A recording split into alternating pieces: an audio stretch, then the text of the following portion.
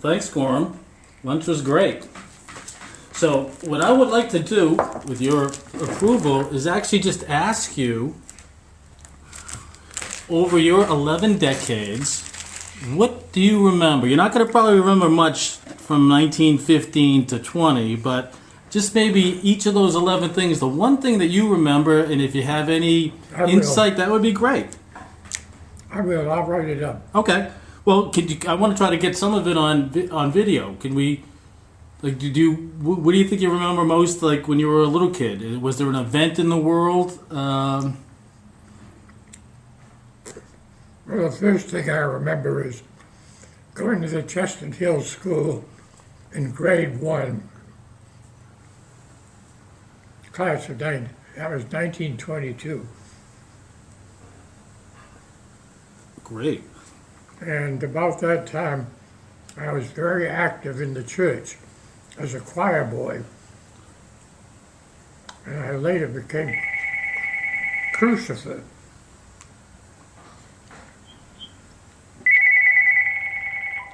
Hello?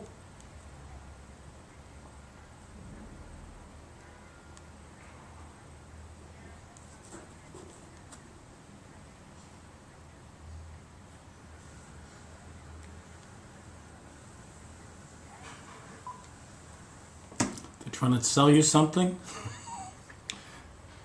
So you became a crucible? Would you say you were a choir boy and you were crucible? in our church, in front of the choir, somebody carries the cross. Mm-hmm. That's the crucifix.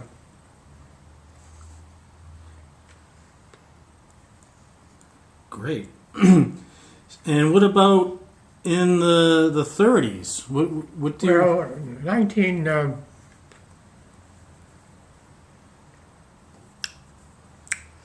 when I was in the 3rd grade, I moved to the River School. And I was at the River School from the 3rd, 4th, 5th, 6th, 7th, 8th. I went through to the 9th grade. So from 3rd grade to the 9th.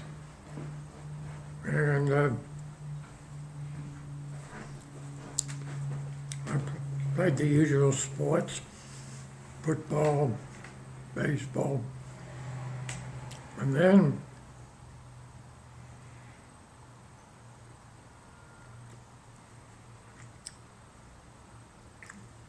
when I got to the 10th grade, I moved to Milton Academy. And I was on the baseball team, and I was manager of the hockey team. Sang in the Glee Club. And I graduated in 33.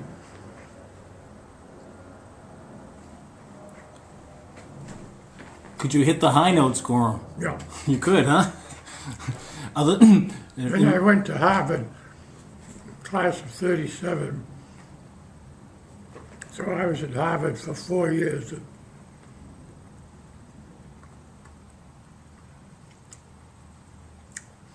And then I went to the Harvard Business School, class of 39.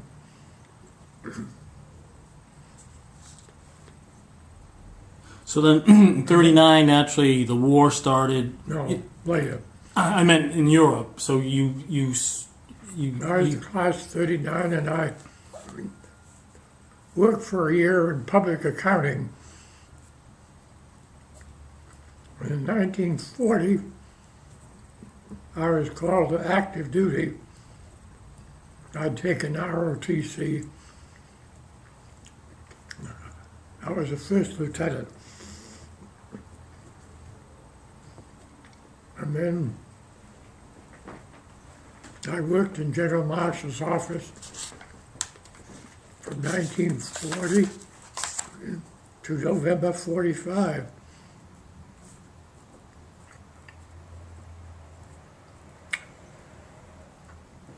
And I rose to the rank of lieutenant colonel. And you got married during that that period. Yes, we got,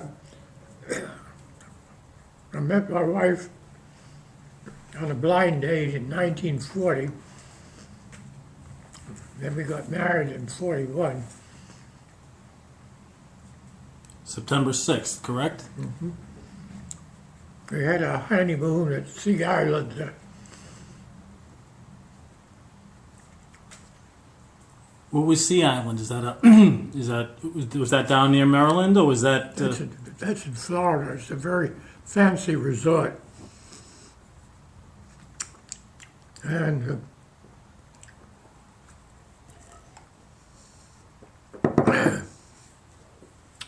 the day of Pearl Harbor, my wife and I were having our first cocktail party the day of Pearl Harbor. And my boss called me up and he said, we'd been in civilian clothes. He said, you show up in uniform tomorrow.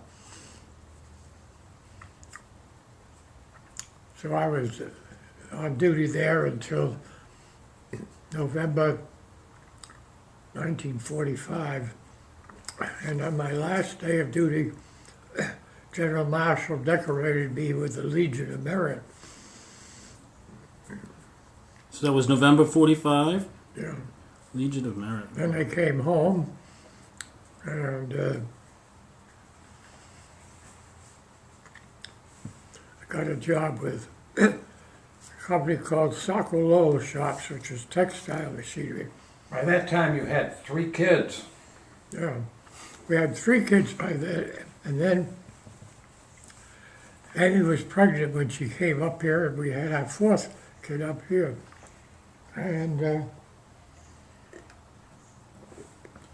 And the name of the company was Sokolov? SACO Lowell, LOWELL. I became treasurer. For a while we lived in Brookline, and then we moved out to West Newton to, In 1948, to Temple Street. yeah, that was, 1948.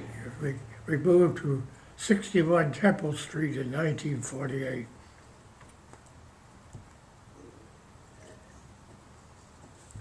When did we move here? When? I think it was August or September. What year? 1940. Oh, here. Oh, I don't know. Well, we lived here. We lived at 61. Then we lived at, what was it, 37 Hillside. Yeah, just for a brief time. And then here. I think this was 1968. This is a famous old house. It was built around 1840. And the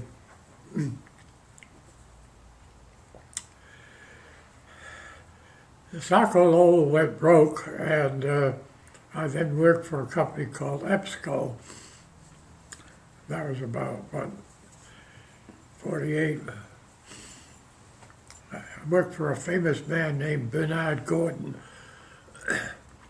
And after a year or two there, I went to work with Boston Safe Deposit and Trust Company.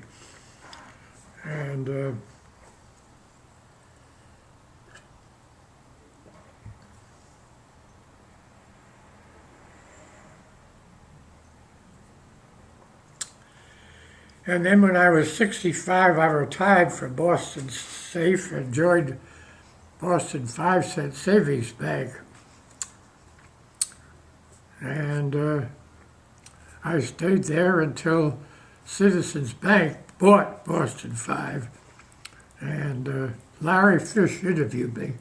You've heard of Larry? Oh, yeah. The interview was very unsatisfactory from his point of view. At the end of the interview, he said, "You haven't said anything that would make me interested in hiring you. Why should I hire you?" I said, "I'll bring in lots of business." Boy, is that an understatement.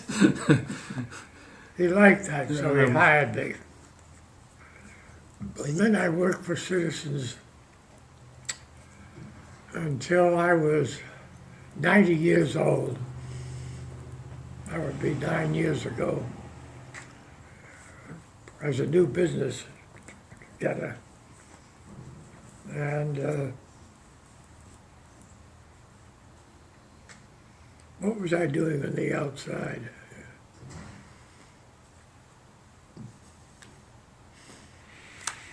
I'll have to think about that. Oh, Well, in you- 1956, I founded the Treasures Club.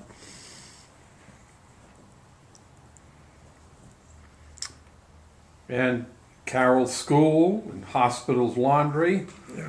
While I was working at Boston Safe, I had two outside jobs. For a while, I was president of a group called Hospital's Laundry, which did laundry for hospitals. And then after that, the Jocelyn Diabetes Foundation got in financial troubles, and my boss had me be treasurer there for several years. So I was pretty busy. His father worked with Dr. Jocelyn and then set up a diabetes clinic at Mass General Hospital. And later, I was very active in the New England Deaconess Hospital, served as a trustee, and then, His father was chief of surgery at no, medicine. chief of medicine? Yeah, I thought it was chief of surgery. no, Dr. Leahy was chief of All right, chief of medicine at the Deaconess. Actually, you got me. I became an overseer of Deaconess because of Gorham. Well, then, when the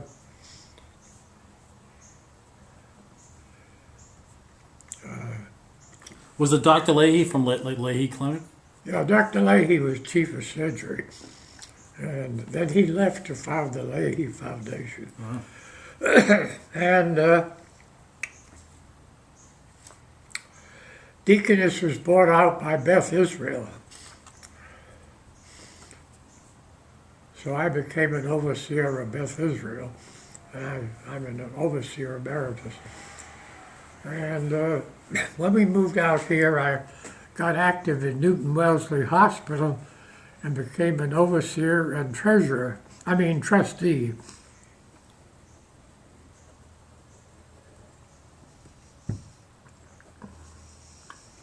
And you were also a trustee of St. Elizabeth's.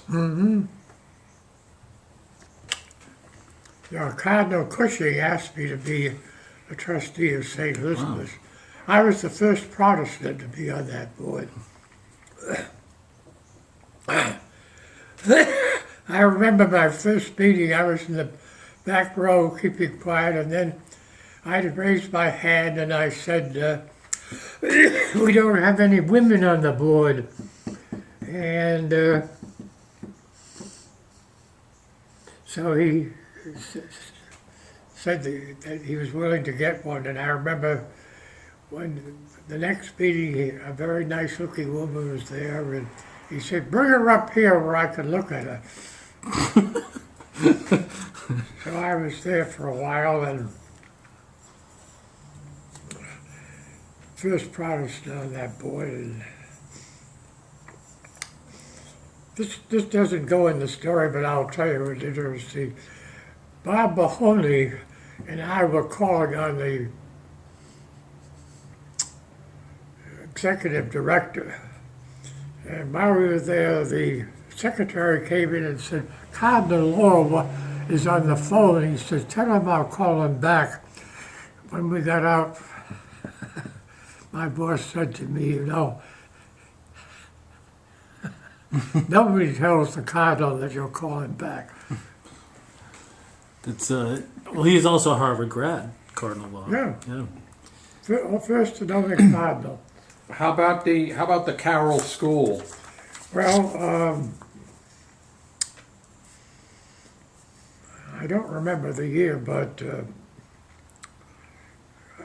our children have been going to the Carroll School, which was a little nursery school, and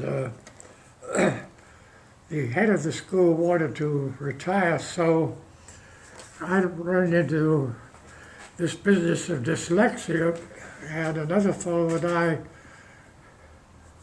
got interested, and we founded the Carroll School, which is a school for dyslexic children. And for a place, we bought this little school, and later we moved it to Lincoln. Today, the Carroll School has over 400 pupils.